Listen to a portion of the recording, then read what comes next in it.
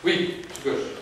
Est-ce que la mission qui vous est confiée n'est pas, si ce n'est l'aveu, au moins la reconnaissance que depuis 3 ans, la prévention n'a pas été suffisamment mise en avant, mise à l'honneur? Et d'autre part, est-ce que la coïncidence de calendrier, vous avez voulu souligner, entre la mission qui vous est confiée du déplacement à Grenoble, n'est pas simplement la volonté de mettre une petite touche de prévention, je dirais, dans un grand virage sécuritaire? Aux deux questions, oui et non. À la deuxième question, pas petite touche. Parce que si c'est une petite touche, ça ne fera pas mon affaire. Moi, je me saisis, je veux dire que quand le président de la République vous confie une mission à un moment où ces questions de délinquance sont au cœur de son engagement, ça n'est pas anodin. Vous pouvez apporter une réponse anodine.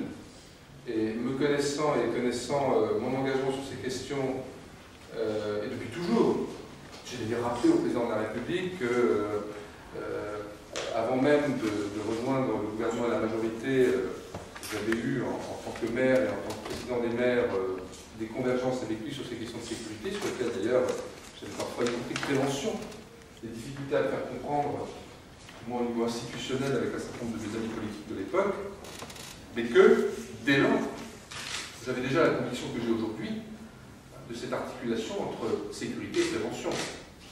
Et lui m'a dit avec force, et de manière convaincante, que c'était profondément sa conviction aussi, et qu'il savait que sa politique de sécurité ne pouvait pas réussir sans. D'ailleurs, il y a des textes dont il a été porteur, le ministre de l'Intérieur, ou des démarches dont il a été porteur, avec le Premier ministre, je pense notamment à la mise en place en 2009, autour du préfet la lagune de Lagune, instance de prévention, mais donc c'était quoi votre expression? Petite? Oui, petite touche. Non, grosse touche, hein, grosse touche, méga touche. Hein. C'est mon job ça maintenant. Hein. Voilà, ça c'est donc la réponse à votre question. Donc oui, l'idée d'équilibre c'est certain, non pas petit. Reconnaissance d'un échec, oui et non. Oui, parce que je l'ai dit, c'était tout le début de mon propos. Si ça allait bien, je ne ferais pas à ce point une priorité. Non, pas depuis 3 ans. Depuis 20 ans. Voire plus. Et je peux vous donner des exemples d'ailleurs, parce que là, droite et gauche confondues, on a un monde qui a bougé très vite, on a parfois été très court. Moi je vous donne des exemples parce que j'ai à la fois ma réflexion nationale, mon engagement ministériel, mais je n'oublie pas que jusqu'en mai dernier, pendant 21 ans, j'ai été maire d'une ville en première liste de cette question. Il y a des quartiers à Mulhouse. Vous savez, la compétence des conseils généraux, c'est les clubs de prévention. C'est une de ces compétences en matière de prévention, et donc ce qu'on appelle les éducateurs de rue, qui sont vraiment, par rapport à des jeunes qui peuvent basculer dans la délinquance, dans l'exclusion, etc., un intervenant parmi d'autres, qui permet de créer des déclics, d'avoir un référent adulte différent, etc., dans les moments un peu difficiles de l'adolescence. Eh bien, on était fiers, il y a 20 ans ou 30 ans, en France, des éducateurs de rue. On venait nous voir d'ailleurs.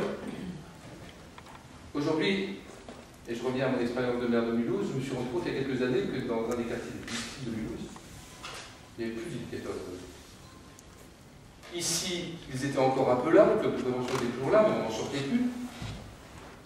Quasiment enfermé.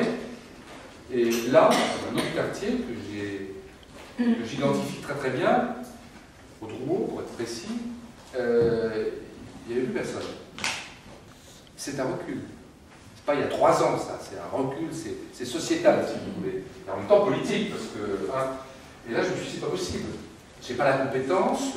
En même temps, il y a la compétence aussi des moyens derrière.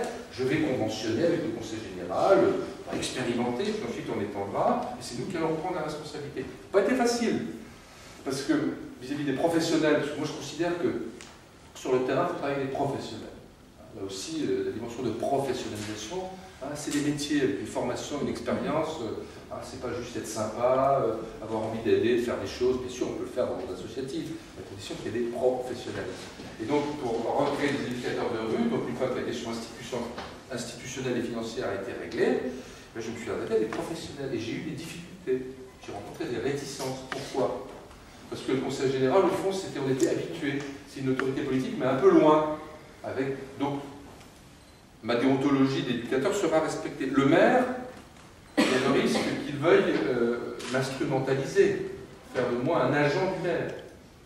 Nous les avons convaincus qu'il n'en serait rien, que leur déontologie professionnelle serait respectée, bien sûr avec une feuille de route. Jean-Yves peut en témoigner, il était en première ligne. Et je les ai vus régulièrement au début, parce que j'avais besoin de les rassurer. Je me suis impliqué personnellement, mais une de mes grandes satisfactions, au bout de 6 mois, 1 an, c'était que eux aient compris que leur professionnalisme et leur déontologie étaient respectés, et qu'ils aient réussi, alors qu'au début, évidemment, vous imaginez, certains groupes, certaines bandes leur ont fait la guerre. Hein, et donc il a fallu vraiment qu'on soit à leur côté. Hein, c'est sûr d'établir le contact, et de trouver une place. Oui. C'est un exemple, vous voyez, M. Koch. C'est pas depuis 3 ans.